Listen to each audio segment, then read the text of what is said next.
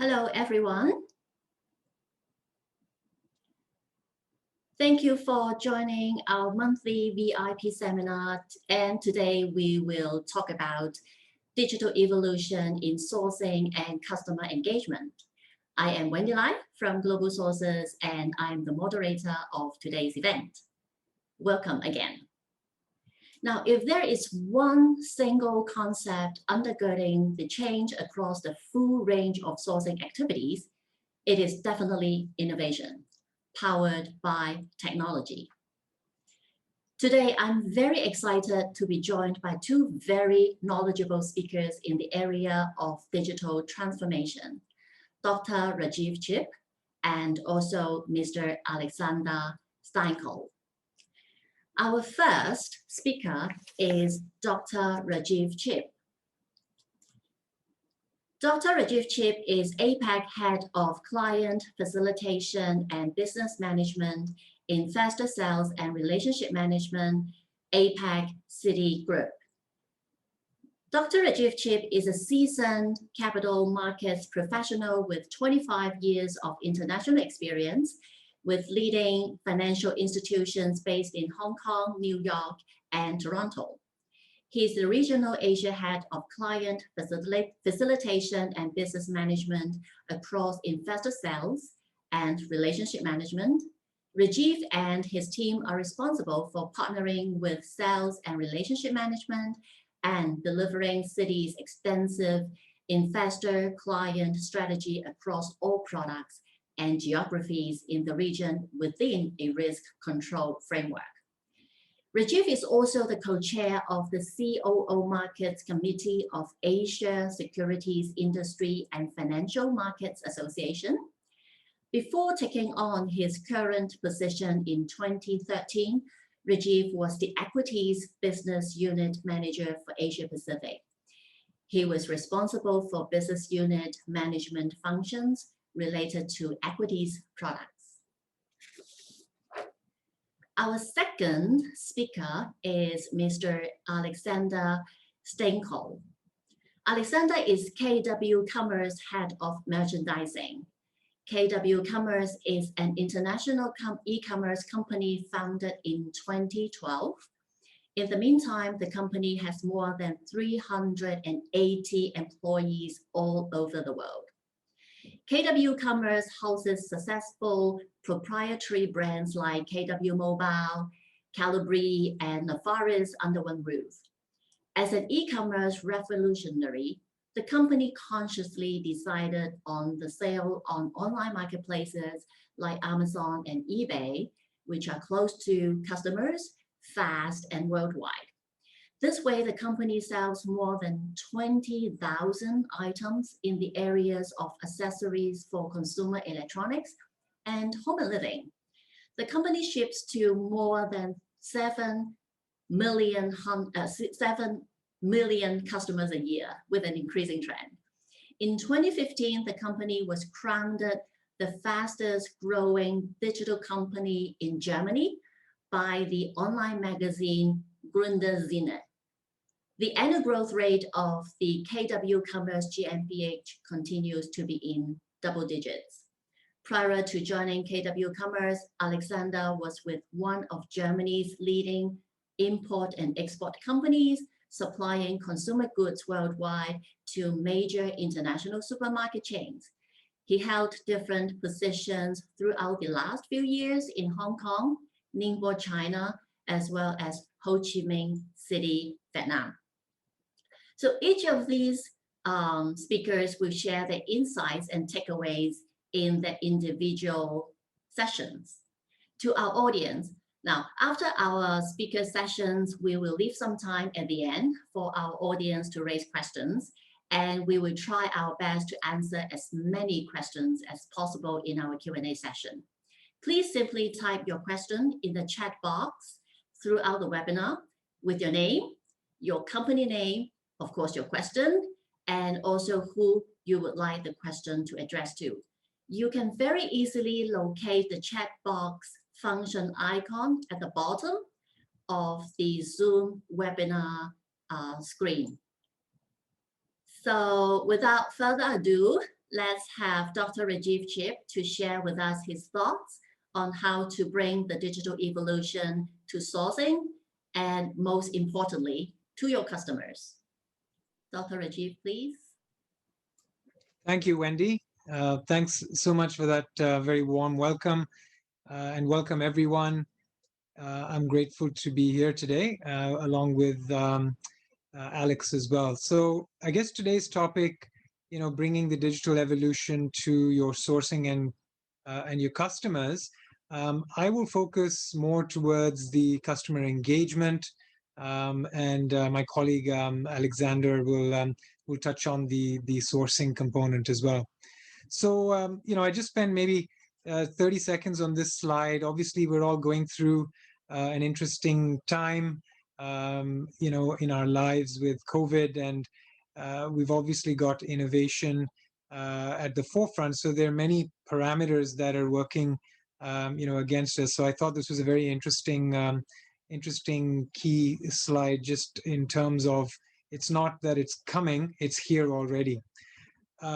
Just to start off, so perhaps looking at a brief look at what I call the future of the workforce, I thought it'd be good to ask perhaps, some key thoughts and look at today's workforce from the lens of what are some of the messages that I'm hearing as a practitioner, to leaders. So again, some of these, when I look at it, act now, and we found that going back a year, this time, in fact, exactly a year ago, where when COVID hit us, the future is really closer than you think. Change was happening dynamically. I am actually within the banking industry, and there was, as many of you may recall, the markets were quite volatile at that stage. So change is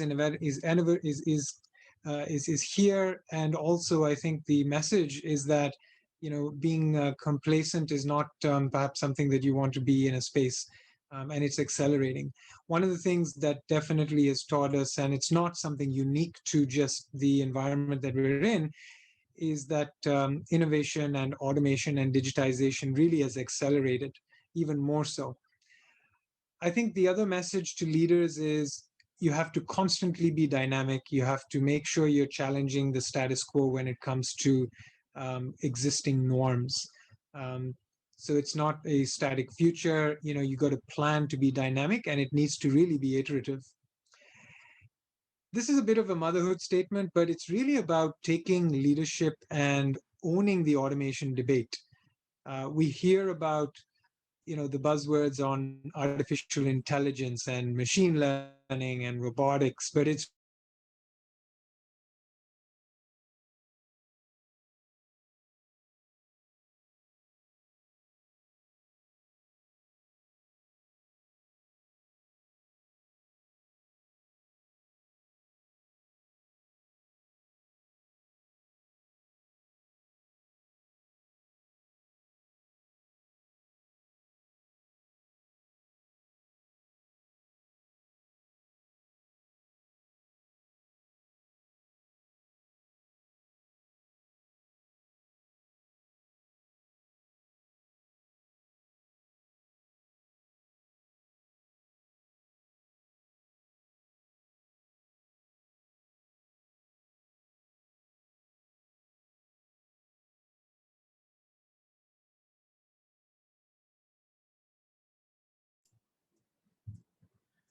It seems that we have some technical issues with Zoom, and we just lost our speaker, Dr. Rajiv.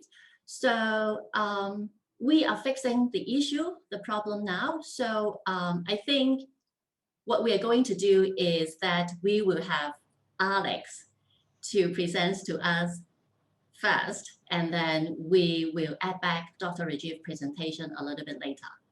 Okay, thank you very much, Wendy. No problem. Let me just, there you go. So, all right. Also, once again, from my side, thank you very much to Wendy and the team from Global Sources for the invite today. I think from my side, That's why I wanted to come after Dr. Rajiv, was the topic of more going towards the area of sourcing and trading in a digital environment. And Wendy gave a little bit of an introduction about ourselves. And what I just want to make sure is that the audience also understands a little bit of the challenges that we tap in. And I believe that these challenges are shared among a lot of the people attending here today. And so what you can see as the orange bullet point number 2, marketplace pure player.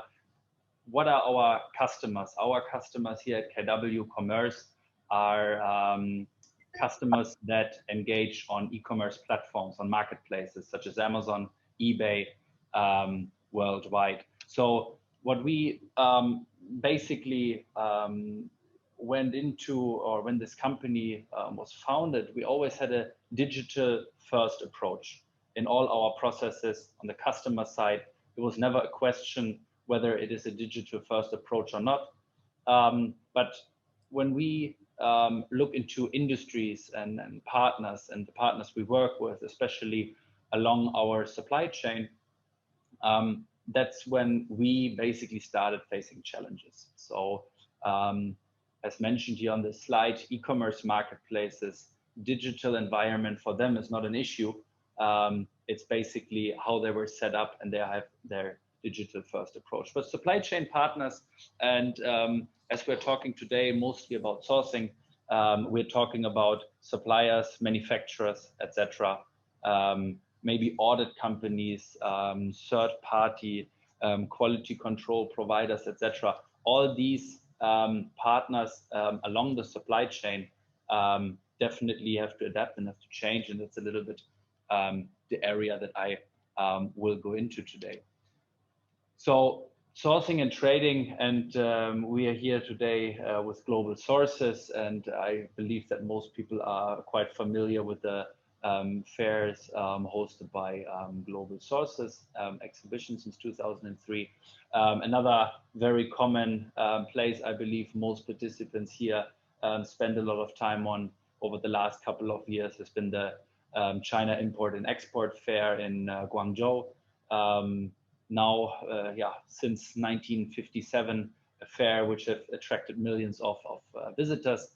And as Dr. Rajiv earlier on mentioned, COVID-19 hit us last year, and these kind of face-to-face interaction with partners, with suppliers, basically were shut off from one day to another. Traveling was not able to conduct anymore in the way that we were used to.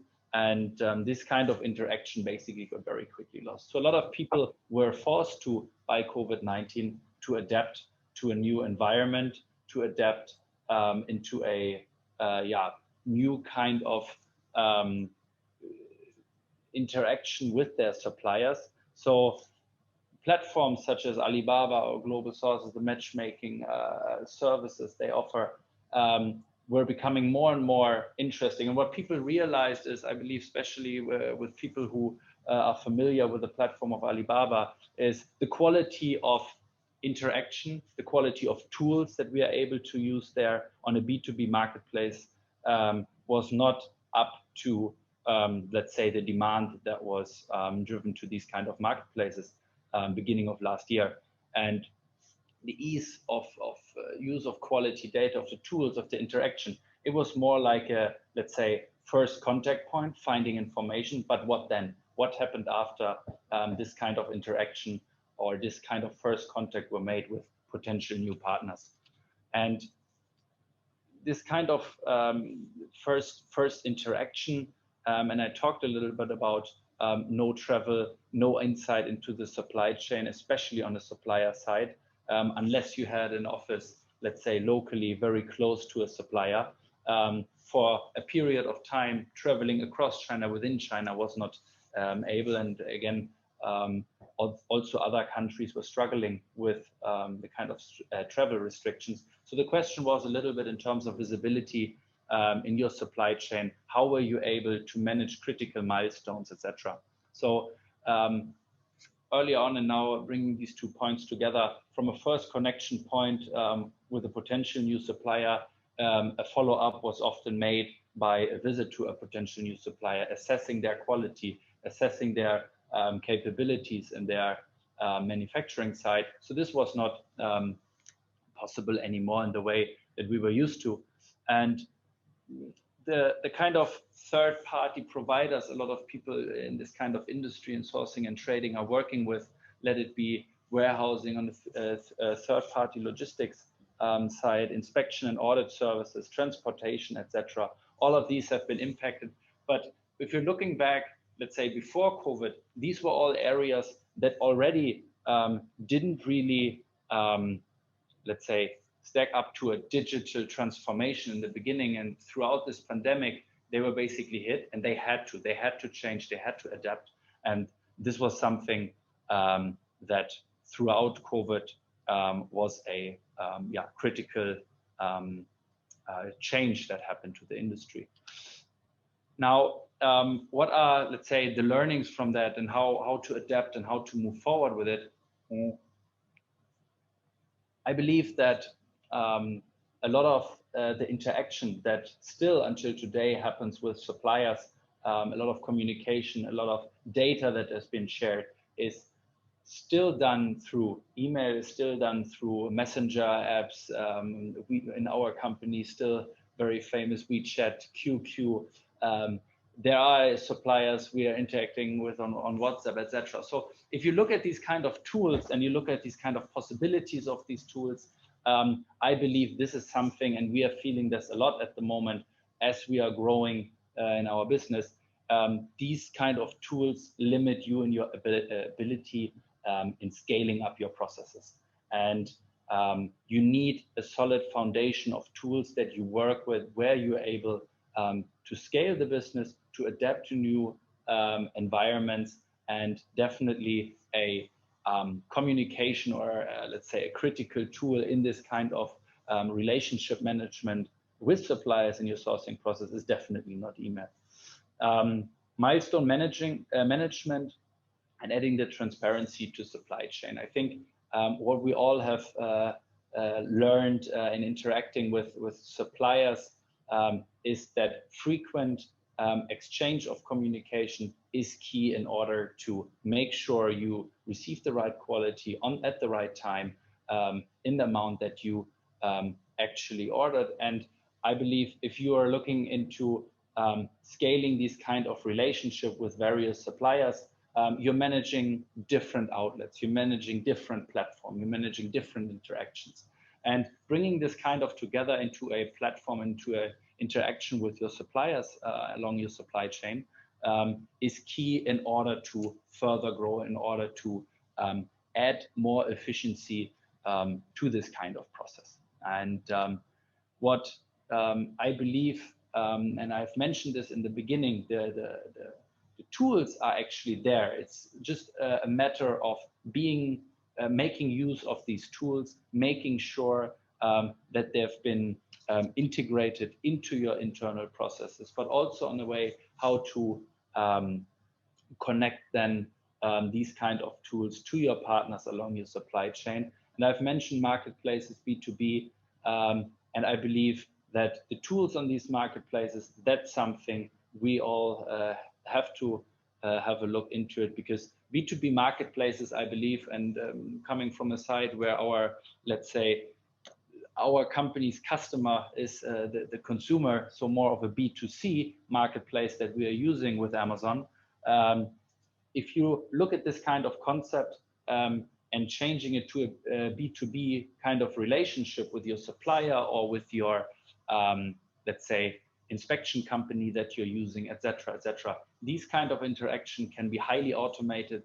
These are very repetitive processes that have been handled over and over again, and with the right tools can definitely adapt into kind of the next level, and especially in a more, I would say, remote work environment being integrated.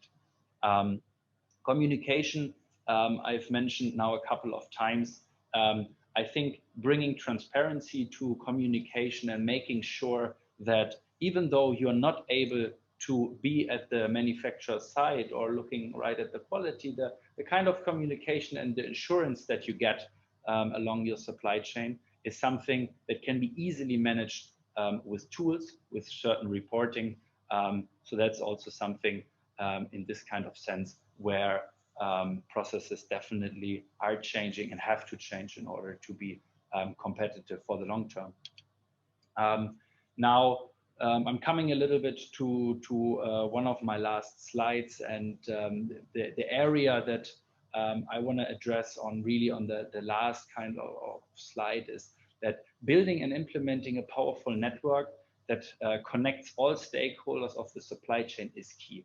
What do I mean by that is, if you look at the partners that you work with, I'm talking about the partners, the factories, the kind of company service providers that you work with. How do you integrate them in a way that you run your processes efficient? How do you, let's say, if you add business to your existing infrastructure, that you do not have to look into, let's say, expanding into, let's say, different areas such as hiring people, etc., in certain areas, because just to scale a communication, etc., this can be monitored by now in a much more efficient way, and will help you then also make sure to run certain areas of your business much more efficient. The supply chain, really from sourcing, product development, ordering, quality and sustainability management, to warehousing and transportation. This is really what you want to look at when you are talking about, let's say, sourcing and the efficiency of processes. And if you, let's say, look in this kind of areas, there are several tools provided, there are several platforms that are already out there that are doing a great job integrating these kind of stakeholders into your company, into your software environment. And we believe a lot into these kind of tools, and we see a huge benefit also of the users being able to manage a lot more business in a more effective and efficient way. And I believe this is really what you're trying to bring to your business. And the last kind of point, to collaborate more remotely and to automate really your processes. This is, I think, the key, what most companies have to and should look for in order to be long-term successful. I think the topic of analyzing data along your supply chain to manage certain milestones in a real-time environment and increasing the transparency there is something that we all should strive for. And we are all looking into this kind of area to improve that a lot. Again, I believe, and that's what I mentioned in the beginning, we have certain partners, certain areas that are, let's say, more already on the, or further into the digitalization process than other partners. From our side, what we are really seeing at the moment is that there's a lot of rethinking being done on a supplier or manufacturer side, because they have been cut off a lot from a face-to-face interaction with their customers, and therefore have to look for options, have to look for tools. And we have seen great success with certain suppliers on areas such as virtual showrooms, virtual product presentations, etc. Of course, it doesn't replace a kind of real life sample that you have in your hand, but it at least gets you in a direction where you're able to make first decisions and maybe shorten this kind of process. I want to close with a very shameless own plug for our company. We are based here in Hong Kong. As Wendy mentioned in the beginning, we are growing very quickly here in Hong Kong. We have started 2 years ago. We're an office now of more than 50 people, and we have a lot of open positions. Reach out on LinkedIn to me and the team, and I'm more than happy to connect you with hiring managers. Again, I hope we are hearing a little bit more now from Dr. Rajiv, and I'm closing on that point here for now. Thank you. Thank you very much, Alex. Actually, there were a lot of practical tips for our audience today. So we had a small technical glitch when Dr. Rajiv was about to enter into the most important part of his presentation. So we can't wait to get back on. Dr. Rajiv.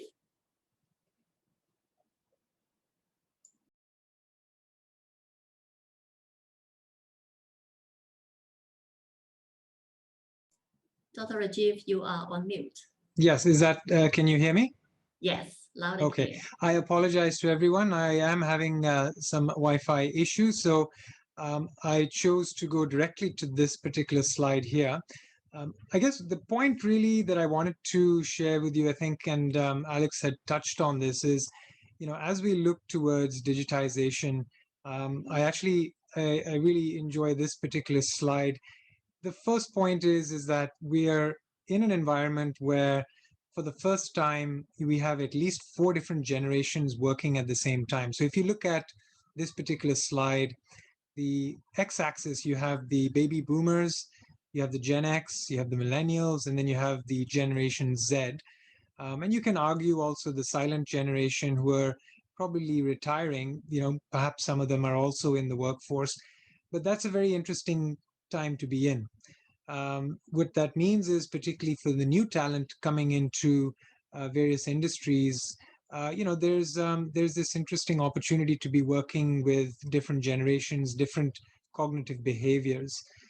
And then obviously from a digitization perspective, we've moved from the information age to a digital age. So when you see the various graphs with the color codes, you can tell that, we're obviously in 2021, but perhaps for the next decade, there's a lot of innovation happening, whether it's through blockchain, whether it's through cloud, artificial intelligence. So there are various different parameters that are in play at the same time. So technology is important, but I think also the point here is depending on, and Alex touched on this, the life cycle of each individual firm, what part of that life cycle is that firm in? I think that also makes a big difference in terms of how to adapt to innovation. So that was this slide, and I can continue going on, but happy to take any questions later on this as well. So looking at the next slide, so what are we learning? I think the one message that we get, and this really having been on a few associations and other industry forums, I think the large organizations have a moral responsibility. There was a survey done by PwC that 83% of customers believe that large institutions, such as banks, for example, they have this moral obligation to bring along society as a whole, when it comes to areas of innovation and digitization. So that's an important message as well. Best leaders, they'll recognize sound strategic decisions. Again, I touched on this right in the beginning, which is, what we thought 3 months ago is the status quo may no longer actually make sense. So that journey is iterative. And I think at the end of the day, companies that really look at the front to back and more complete and holistic experience from the client's perspective, digital experience, those are the companies that are going to be the winners. So with today's current challenges in COVID, we really need to understand the expectations of our clients. And when I talk about talent, talent being a capital or an asset on its own, it's also about our clients. So this is the piece that I was talking about with the younger generation. They have been, in a different era. The consumer behavior is different. The way that they shop online is very different. It's interesting. I was talking to a senior within the retail industry, and they have adopted this acronym, which is referred to as ATD, which is really always teach digitization. So even if I take a very simple example of somebody going to a bank and using the teller, and that's something that they're very used to, the idea here is the relationship manager will be able to then take them, to the ATM machine or to an automated machine and actually show them how to actually move away from that traditional way of banking. I mean, it's as simple as that. And that's something that, obviously the newer generation has taken on completely with smartphones and other AI tools. I use this term very cheekily, fintech and tech fin. The idea here is, particularly in the financial services industry, you have startup companies that have come up with technology solutions to automate and digitize a lot of the financial solutions or financial problem statements. A lot of the large organizations themselves have innovation labs. So it's this joining at the hip between these new startup fintech companies and also the larger technology companies that I see the future of the workforce. So there's this need to collaborate, which I think is going to be important it's a critical success factor. And that kind of leads on to this phrase where I think industries will need to embrace this concept of co-opetition, which is, while there will be healthy competition, there needs to be collaboration. There needs to be cooperation that goes on, and it needs to exist collectively. And I have a quick case study which I'll go through, which hopefully I can drive home that particular point. I think the other area which is true, from the perspective of regulators, is nowadays regulatory tolerance is very low. And I think from an automation and a digitization perspective, having regulatory policy, adhering to that policy, complying to that policy, that is going to be a critical success factor. So as much as we want to digitize, I think having those boundaries and having that compliance to that and demonstrating transparency around that is going to be the swing factor. And then we're seeing that in our industry, but we're also seeing that through, various other industries. You can look at it also from the perspective of data, data governance. That has been top of mind for many senior leaders across various industries. So data governance is and that also leads to the whole area and space with cybersecurity as well. I won't spend too much time here, but basically, firms are really focused on building extensive set of sort of digital capabilities. But in order to do that, it's really important to sort of follow particular frameworks. And there are 5 or 6 different pillars, which, again, I must admit this comes from McKinsey analysis. So I'll just, for disclosure purposes, this is something that was put out by McKinsey, but it's obviously data-driven, having robust analytics, a good infrastructure around it. It has to be customer-driven, from the customer's point of view.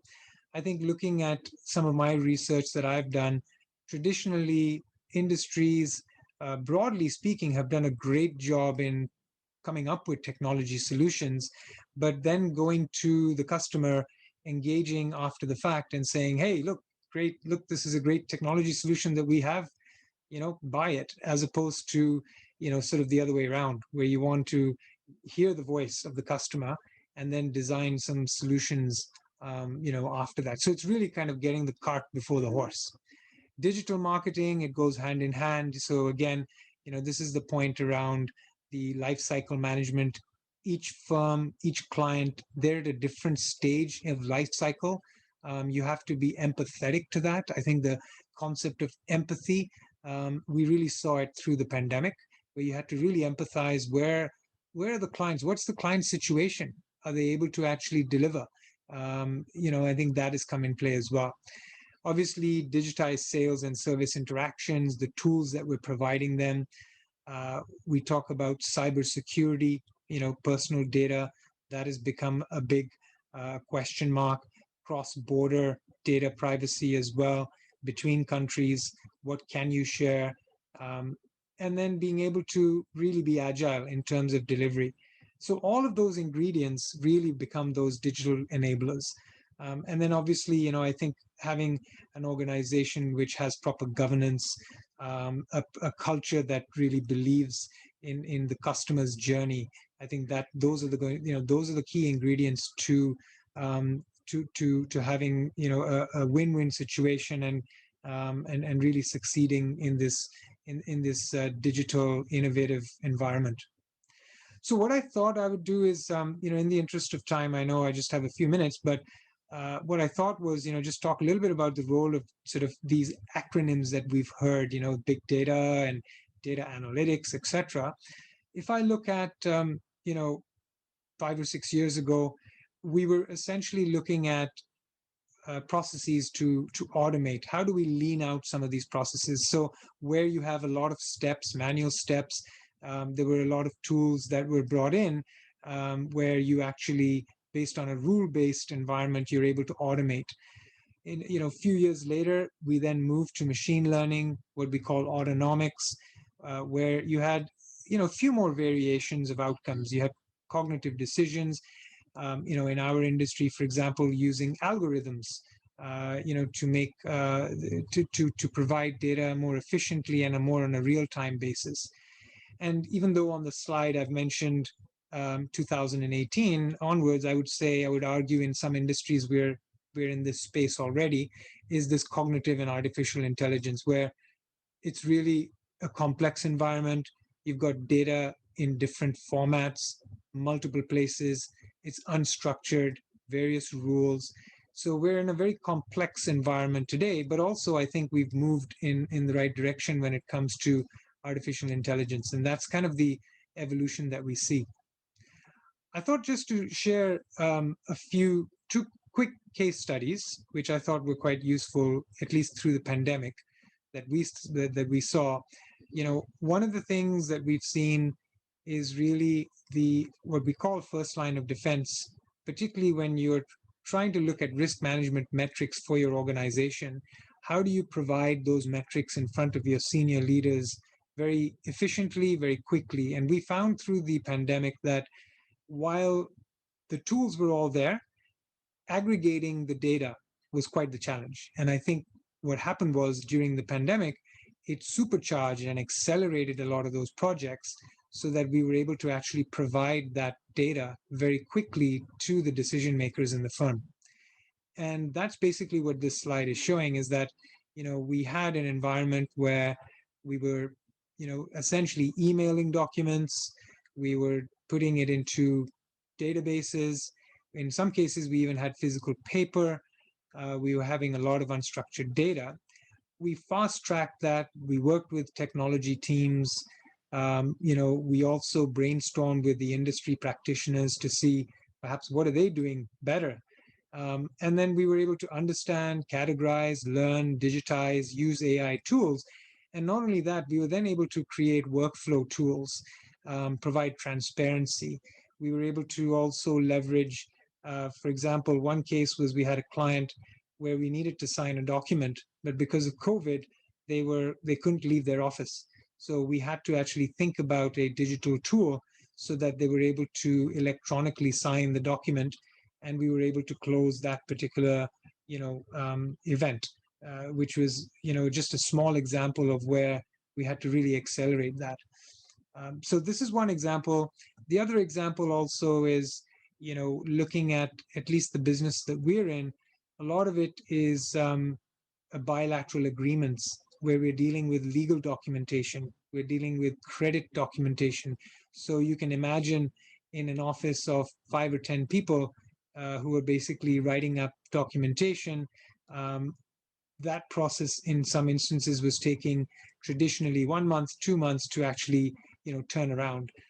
That we were able to take a look at what are some of the innovative tools out there. We looked at natural language processing. We looked at AI tools. We looked at specific credit tools, rule-based. Long story short, we were able to, move the needle where something that a document that would take 2 months was literally taking under 48 hours, particularly where in the middle stream where we're saying streamlined credit approvals. So here's an example where, innovation at the heart, we were able to please the customer because we were able to onboard them much quicker. We were able to provide much more transparency around it. And at the end of the day, a much more satisfied customer experience. So these are the two sort of examples I thought to show as case studies. And look, in closing, I know we're sort of running short for time here. I just put this slide together. I debated on the three pictures at the bottom of the slide, but really it is about, automation. It's about that transformation aspect of it. The future of the workforce, it will be complex.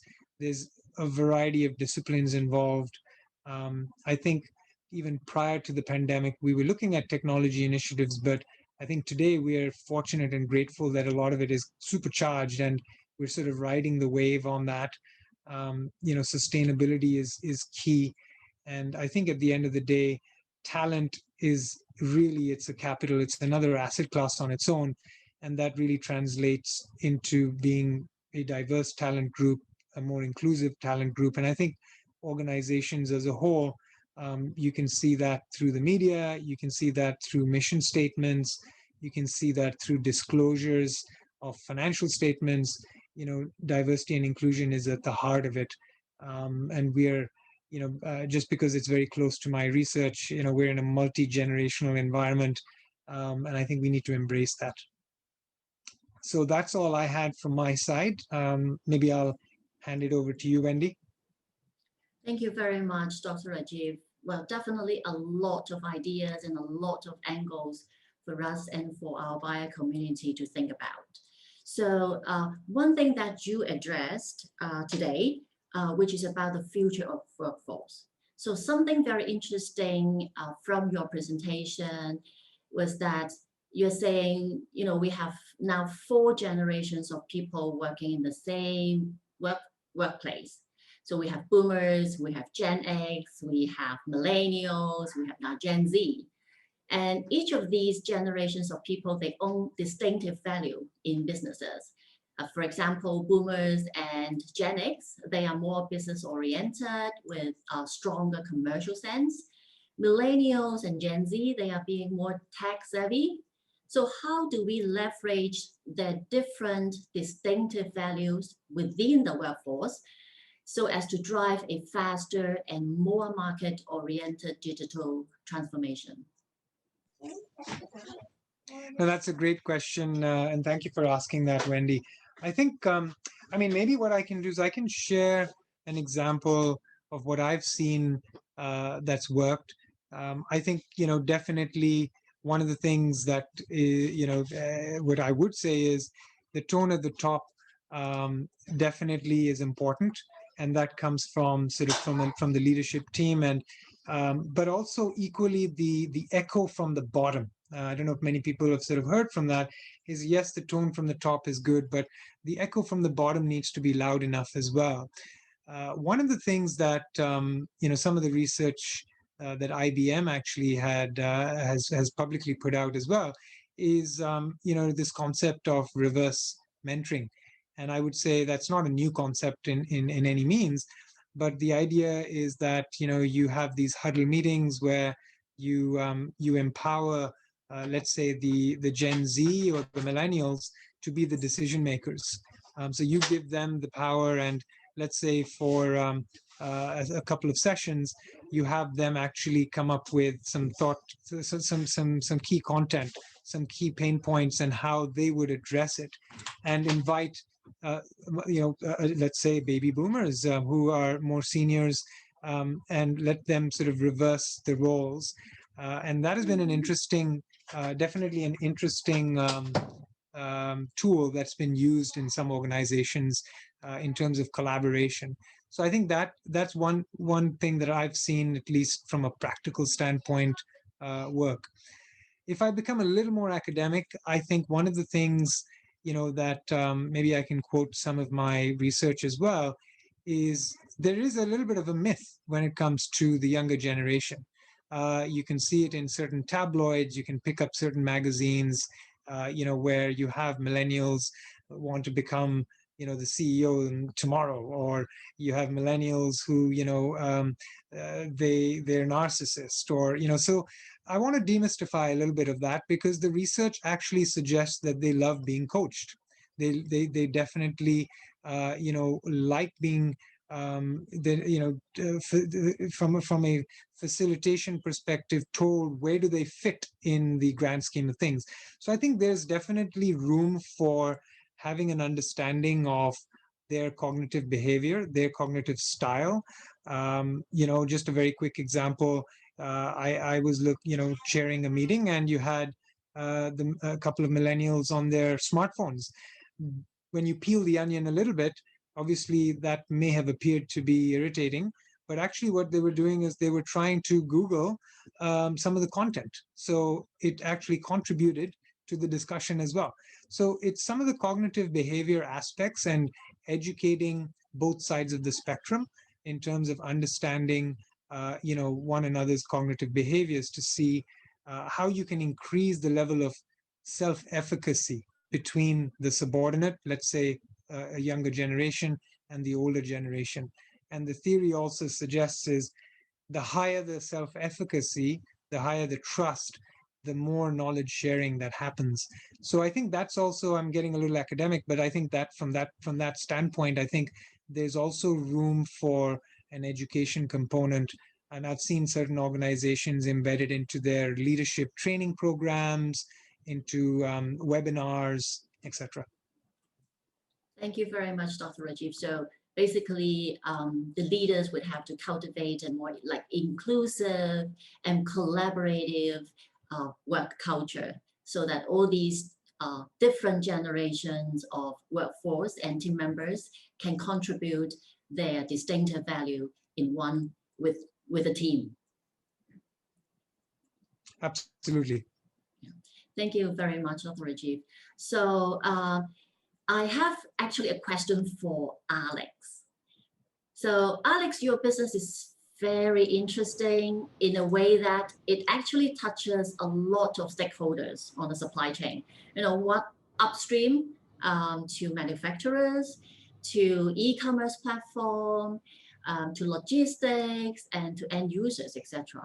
So are there any interesting or even expensive lessons you've learned over the years that our audience should definitely follow and do in their business, or things that they should definitely avoid doing?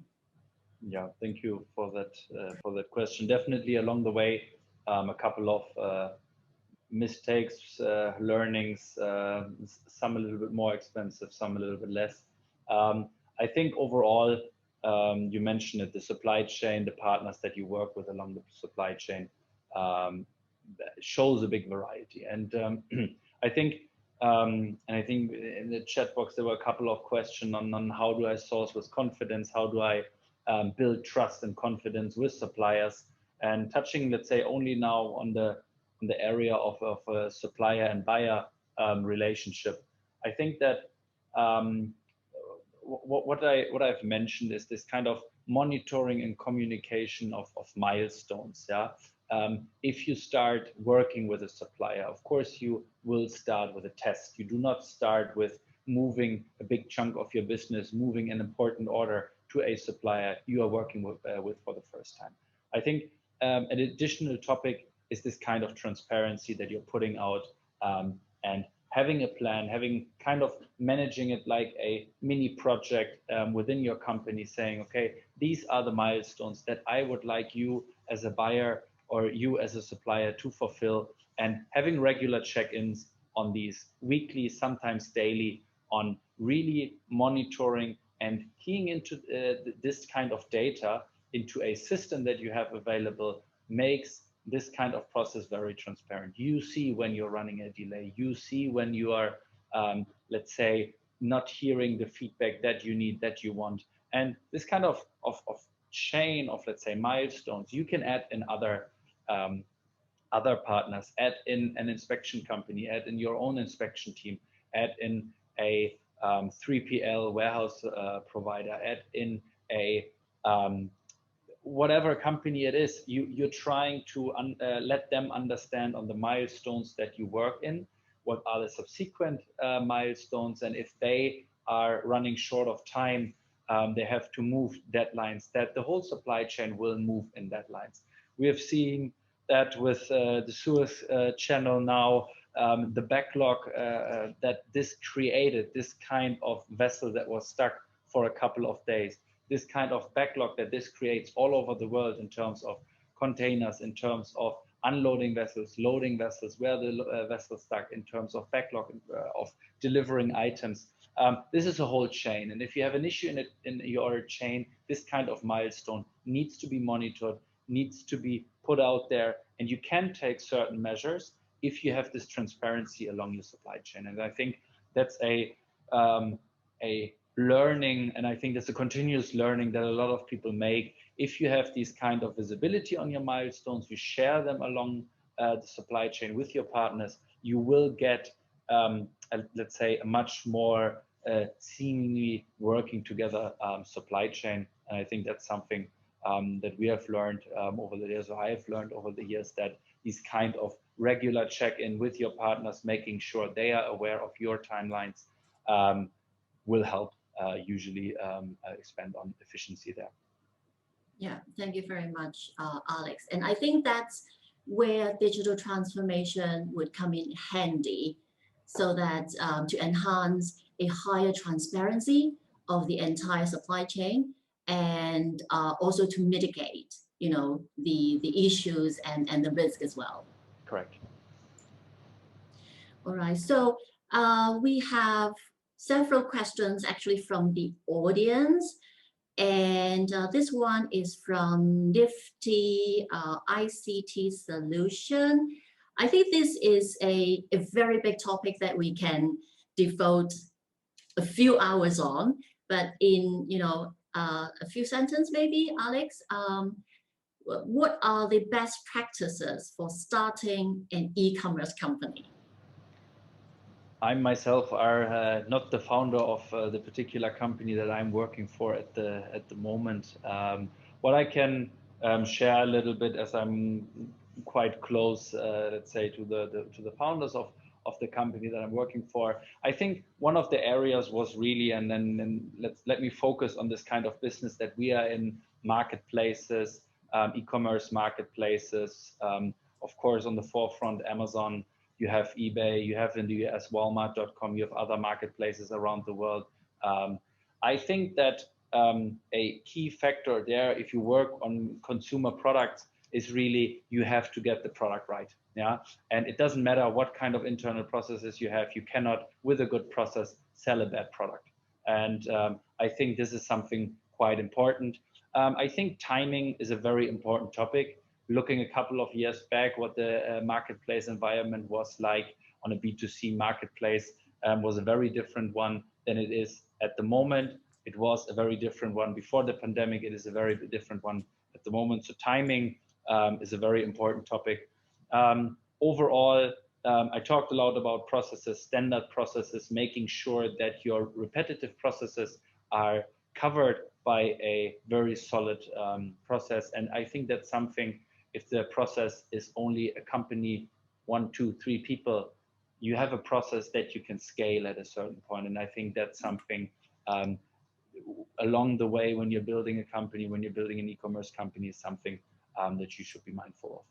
But yeah, as you said, I think this is a topic we can drill down on over the next couple of hours. I hope this as a short answer will do. Yeah, we'll arrange another session on that. Thank you very much, Alex. So we have only time for one more question. So I have this from Elton Hua, actually from ESM. So Elton's company is sourcing toys, and this one is for Dr. Rajiv.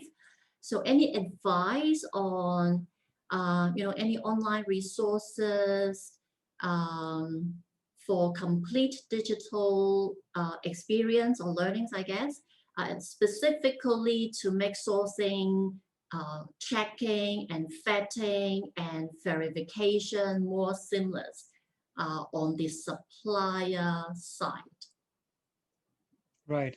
Thanks for the question. I mean, I must admit upfront that sourcing is not my forte, but perhaps, I mean, I can give one lens, at least in dealing with several startups, and I think procurement has definitely been one of the challenges that I found. Whether it's cross-border, just in the process, and I think part of it is, I mean, in terms of, I think, Elton, your question really looking at any online resource, what we've seen is, frankly speaking, it's looking at from a digital experience perspective.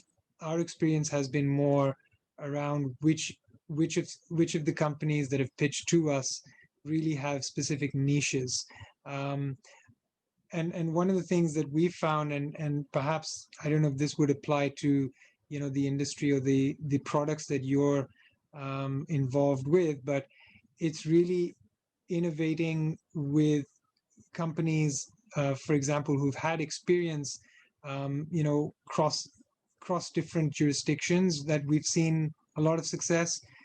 We've actually gone where we've got innovation labs in-house, and we've taken our innovation lab scientists and partnered joint at the hip with new startups, new fintech companies, trying to understand where can we collaborate.